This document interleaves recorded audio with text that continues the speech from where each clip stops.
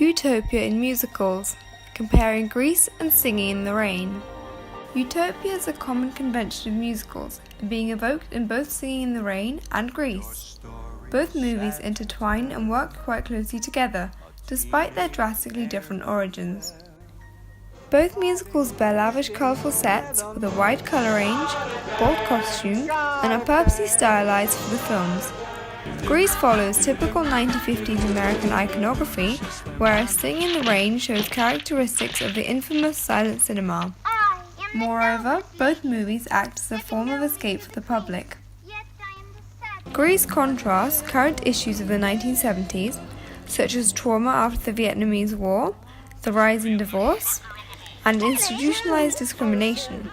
This makes the musical a perfect example of the utopian goals which drove the American dream since the 1930s. On the contrary, Singing in the Rain was not created to cover or mask anything, and serves as a positive throwback into silent Hollywood, which many would have missed. This also creates a utopian atmosphere, but one which the audience can be reminiscent of, one that they have already lived through. In both movies, it could be argued that the main romantic leads make decisions through their heart, presenting the men as more feminine, but they are not ashamed of it.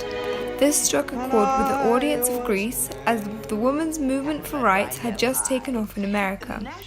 Danny decides to change for Sandy, and Don pursues his love for Kathy, despite initially denying it.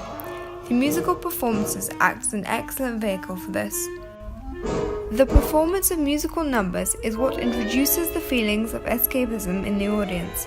However, all of the songs in Singing in the Rain remain incredibly upbeat, whereas some of the performances in Grease have melancholic undertones.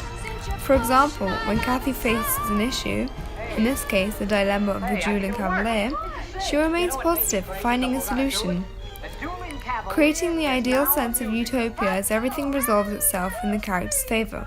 However, when in Grease, Rizzo is put in the limelight, she displays her feelings through a slow and wistful song, "There Are Worse Things I Can Do."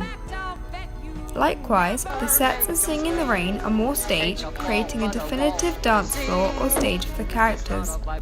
For example, in Make 'Em Laugh, the set clears for Cosmo, allowing him to perform his stunts. The perfect flow of things also shows the audience that the spectacle is almost too good to be true, adding to the sense of utopia created in the movie. Grease sets are depicted as more natural.